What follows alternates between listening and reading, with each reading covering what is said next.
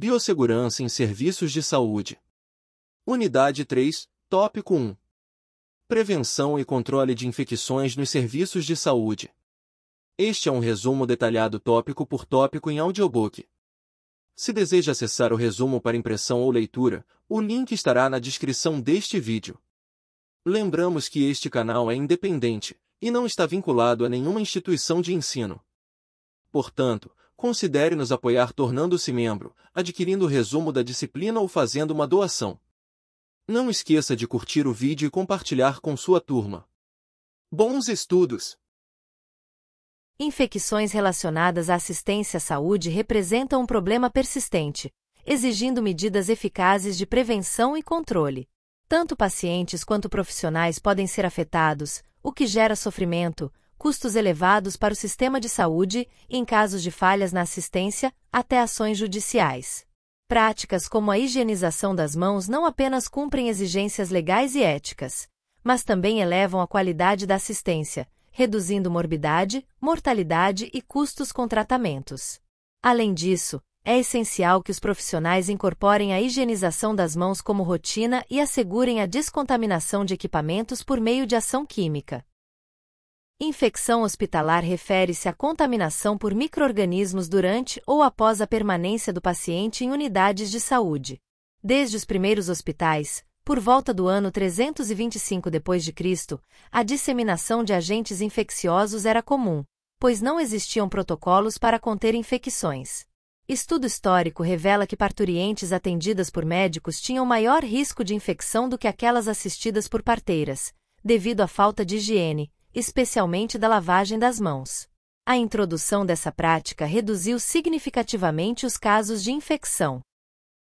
Importantes contribuições históricas ajudaram a moldar estratégias de combate às infecções, como a atuação de uma enfermeira no século XIX, que impulsionou mudanças nos cuidados hospitalares. A descoberta da penicilina foi um marco fundamental no controle de doenças, revolucionando o tratamento de infecções. Apesar dos avanços, o surgimento de bactérias resistentes tornou-se uma nova preocupação, exigindo o desenvolvimento de medicamentos mais potentes, o que encarece o tratamento e aumenta os gastos públicos. A lavagem das mãos continua sendo uma medida simples e eficaz de prevenção. Principais tipos de precauções universais. Limpeza de artigos. A limpeza adequada dos materiais hospitalares é essencial para evitar a disseminação de micro-organismos.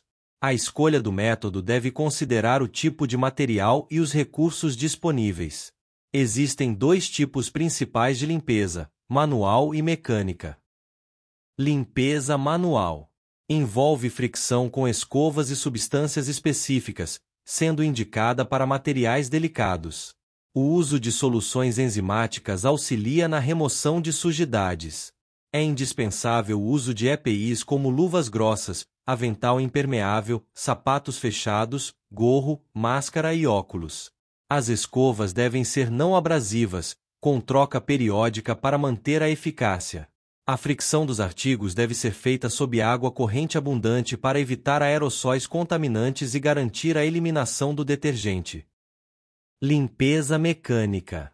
Realizada por equipamentos como lavadoras ultrassônicas e termodesinfetadoras, visa reduzir o risco de acidentes com materiais contaminados. É necessário utilizar jatos de água fria antes do processo para evitar coagulação de proteínas. A temperatura ideal da água gira em torno de 43 graus Celsius. A água usada precisa ser de qualidade controlada para preservar os equipamentos. Após o ciclo de limpeza, é imprescindível o enxágue com água deionizada e inspeção visual dos materiais, garantindo seu funcionamento adequado e evitando infecções cruzadas. Lavagem das mãos. A higienização eficaz das mãos exige a retirada de acessórios como anéis e relógios, pois acumulam micro-organismos. A técnica e a duração da lavagem são cruciais para sua eficácia. Existem 3 tipos de higienização: simples, antisséptica e antisepsia cirúrgica. Higienização simples. Destinada à remoção de micro-organismos superficiais, causados pelo suor, oleosidade e células mortas. A duração deve ser entre 40 e 60 segundos. A água precisa estar morna, e a técnica inclui fricção das palmas, dorso das mãos, entre os dedos e unhas, seguida por enxágue e secagem com papel toalha, que também deve ser usado para fechar a torneira. Higienização antisséptica. Essa técnica utiliza sabonete com ação antisséptica para reduzir a carga microbiana. Caso não haja sujeira visível, pode-se usar álcool 70%, em gel ou solução alcoólica com glicerina. A aplicação deve durar de 20 a 30 segundos, cobrindo completamente as mãos com movimentos circulares nas palmas, dorsos, entre os dedos, unhas e punhos. Não se deve usar papel toalha para secar, mas friccionar até secar completamente. Antisepsia cirúrgica ou preparo pré-operatório. É essencial antes da entrada no centro cirúrgico. Utilizam-se tanques com escovas descartáveis e sabão apropriado. As escovas devem ter cerdas macias para não lesionar a pele. O objetivo é eliminar a microbiota transitória e reduzir a residente. O tempo de lavagem varia, de 3 a 5 minutos na primeira cirurgia do dia e de 2 a 3 minutos nas subsequentes. Antisepsia cirúrgica ou preparo pré-operatório. É essencial antes da entrada no centro cirúrgico. Utilizam-se tanques com escovas descartáveis e sabão apropriado. As escovas devem ter cerdas macias para não lesionar a pele. O objetivo é eliminar a microbiota transitória e reduzir a residente. O tempo de lavagem varia, de 3 a 5 minutos na primeira cirurgia do dia e de 2 a 3 minutos nas subsequentes. Micro-organismos patogênicos são aqueles com capacidade de causar doenças, invadindo tecidos, liberando toxinas ou formando cápsulas protetoras. Ao contrário dos antibióticos, que têm ação seletiva, os desinfetantes são tóxicos para todos os tipos celulares. A eficácia depende da concentração da substância, tempo de exposição, pH, temperatura, tipo de micro-organismo e presença de matéria orgânica. Entre os produtos mais utilizados, destaca-se o glutaraldeído, indicado para materiais sensíveis ao calor. Antes de usá-lo, os materiais devem ser lavados em água corrente, com auxílio de escovas, e só então imersos na solução. Exemplos de aplicação incluem a desinfecção de aparelhos de endoscopia e broncoscopia. O manuseio do glutaraldeído exige cuidados rigorosos, pois é altamente tóxico e cancerígeno. Os profissionais devem utilizar EPIs adequados. Sua ação biocida modifica a estrutura de micro-organismos, impedindo a reprodução de esporos e eliminando agentes infecciosos. Sua eficácia varia conforme o tempo de exposição, podendo atuar como desinfetante de alto ou baixo nível. Esterilização. Consiste na destruição total de todos os micro-organismos, incluindo vírus, bactérias, esporos e fungos. Garante segurança microbiológica aos produtos, preservando suas características durante o armazenamento. A escolha do método depende da natureza do item e do tipo de carga microbiana presente.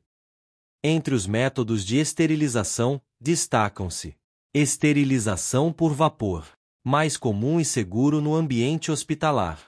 Não é tóxico e possui baixo custo. É indicado para materiais não sensíveis ao calor e à umidade. Realizado em autoclaves, que operam em 3 fases: remoção do ar, penetração do vapor e secagem. Óxido de etileno. Utilizado para materiais que não podem ser autoclavados. Apesar de eficaz, é tóxico, inflamável e carcinogênico. Seus efeitos incluem alterações no sistema nervoso e reprodutor. A eficácia depende da concentração do gás, temperatura, umidade e tempo de exposição.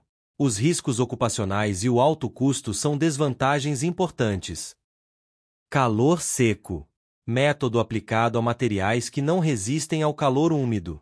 Tem como vantagens a não corrosão de metais e instrumentos cortantes, e menor desgaste de vidrarias. No entanto, requer tempo prolongado para ser eficaz. Radiação ionizante. Utiliza baixa temperatura, sendo adequada para materiais termossensíveis. Apesar da eficiência, tem alto custo e requer equipe especializada, que precisa ser monitorada periodicamente. É utilizado em tecidos para transplantes, medicamentos e outros materiais sensíveis. Com essas técnicas e cuidados, Os serviços de saúde podem oferecer segurança tanto para pacientes quanto para os profissionais envolvidos, minimizando riscos e garantindo maior qualidade na assistência prestada. Equipamentos de proteção individual, EPI. Equipamentos de proteção individual, conhecidos como EPIs, são dispositivos de uso exclusivo de cada trabalhador e têm a função de proteger contra riscos que possam comprometer a saúde ou segurança durante a atividade profissional. Não devem ser compartilhados, por questões de higiene e eficácia, e precisam ter o certificado de aprovação emitido pelo sistema responsável por normas técnicas.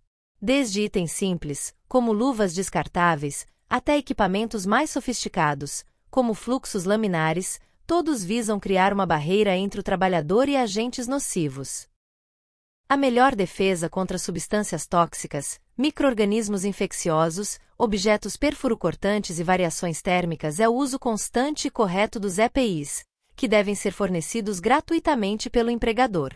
O trabalhador, por sua vez, precisa estar capacitado para utilizá-los adequadamente, compreendendo seu funcionamento e aplicando-os conforme as exigências da atividade.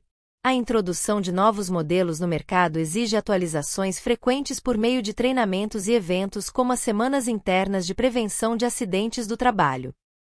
O uso do EPI deve ser visto como um compromisso conjunto entre empregador e trabalhador. A instituição deve disponibilizá-los em quantidade suficiente e em bom estado de conservação, e o profissional deve usá-los corretamente. A consciência do trabalhador é fundamental. Os EPIs não substituem atitudes responsáveis, mas são complementos essenciais na biossegurança. Boa parte dos acidentes e infecções pode ser evitada com a simples adesão aos EPIs. Por exemplo, é inadequado usar luvas para atender o telefone ou sair do ambiente de trabalho com o avental.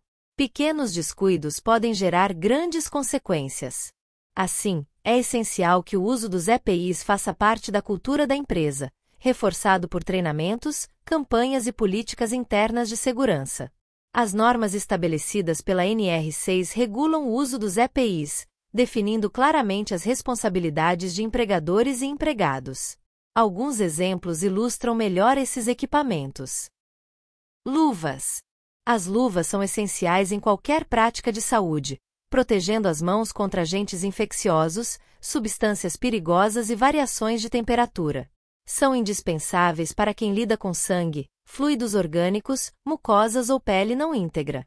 Mesmo com seu uso, a higienização das mãos continua sendo obrigatória, pois durante o processo de fabricação, as luvas desenvolvem poros que podem permitir a passagem de micro-organismos. Há diferentes tipos de luvas, e a escolha deve considerar o tipo de procedimento a ser realizado. As luvas de látex oferecem maior resistência e menor índice de falhas em comparação às de vinil. Já em situações de risco elevado, como acidentes, devem-se usar luvas mais espessas. Elas devem ser trocadas após cada atendimento, e sua integridade precisa ser verificada antes do uso. Protetor auricular. Destinados a proteger a audição, os protetores auriculares podem ser do tipo concha ou de inserção. São indicados para trabalhadores expostos a ruídos intensos, que podem causar perda auditiva. O tipo concha cobre toda a orelha e reduz até 20 decibéis, enquanto o tipo de inserção é mais leve e atenua até 15 decibéis. As normas nacionais estabelecem um limite de 60 decibéis como seguro para ambientes de trabalho. Avental. O avental é mais do que uma vestimenta. É uma barreira protetora contra respingos, produtos químicos e agentes biológicos. Seu uso é indispensável em procedimentos cirúrgicos, isolamentos e atividades com risco de contaminação. Existem aventais descartáveis e reutilizáveis, sendo os descartáveis preferidos por sua praticidade e segurança. Eles devem cobrir tronco, braços e pernas, e sua gramatura deve impedir a penetração de fluidos. Apesar das limitações financeiras em alguns serviços, o uso racional e planejado dos aventais pode viabilizar sua ampla utilização. Máscara. As máscaras protegem a região facial contra partículas, vapores, respingos e agentes infecciosos. As descartáveis são preferíveis às de pano por oferecerem maior eficiência. Algumas máscaras são específicas para determinadas doenças, como a tuberculose, sendo capazes de filtrar partículas muito pequenas. Um exemplo é a máscara N95, altamente eficaz na proteção contra agentes como o vírus do sarampo e da varicela. Apesar de seu uso causar certo desconforto, como dificuldade para respirar, seu benefício supera as desvantagens. Óculos protetores. Essenciais para atividades com risco de respingos, poeiras, radiações ou produtos químicos, os óculos de proteção são feitos de materiais resistentes e transparentes, que evitam distorções visuais. Devem cobrir bem a região dos olhos e ser confortáveis para permitir seu uso por longos períodos. São indicados em procedimentos invasivos, manipulação de substâncias perigosas e durante necropsias. Botas. Utilizadas em diversas atividades como limpeza, laboratórios e hospitais, as botas variam conforme a exposição ao risco. Podem ser de couro, PVC, com biqueiras reforçadas ou solado antiderrapante. Em ambientes estéreis, recomenda-se o uso de propés descartáveis. A escolha do tipo de bota deve considerar o risco envolvido na tarefa realizada. Obrigações quanto aos EPIs. Obrigações do empregador. De acordo com as normas regulamentadoras, o empregador deve fornecer EPIs adequados e gratuitamente, garantir que os equipamentos tenham certificação de aprovação, oferecer capacitação sobre o uso, exigir o uso correto dos EPIs, proibir o uso de equipamentos danificados ou impróprios, assegurar manutenção e substituição quando necessário. Obrigações dos empregados. Ao trabalhador cabe utilizar o EPI corretamente durante o trabalho, cuidar da higienização e conservação do equipamento, comunicar ao empregador qualquer dano ou inadequação do equipamento. Equipamentos de proteção coletiva, EPC. Os equipamentos de proteção coletiva, conhecidos como EPCs, são dispositivos que visam proteger grupos de trabalhadores, atuando diretamente no ambiente para neutralizar riscos. Podem ser usados em conjunto com os EPIs, criando um sistema de defesa mais completo e eficaz. São essenciais para que o ambiente de trabalho se mantenha seguro e saudável. Os EPCs agem na origem dos riscos, diminuindo ou eliminando os agentes agressores presentes no local de trabalho. Para serem eficazes, devem ser compatíveis com o risco enfrentado, exigir o mínimo de intervenção humana, resistir aos impactos e permitir manutenção regular. Também é essencial que estejam posicionados em locais acessíveis e sinalizados. A instalação desses equipamentos deve ser feita com cuidado para que não gerem novos riscos, como bloqueios de passagem ou superfícies cortantes. Além disso, os EPCs não devem atrapalhar a produtividade, mas sim facilitar o desempenho seguro das atividades. Entre os principais EPCs, destacam-se: lava-olhos. Essencial em locais onde há risco de contaminação ocular, esse equipamento é composto por 2 jatos de água que lavam os olhos simultaneamente. Deve estar localizado em pontos estratégicos, de fácil acesso, e sua manutenção deve ser feita semanalmente para garantir eficiência. Capela.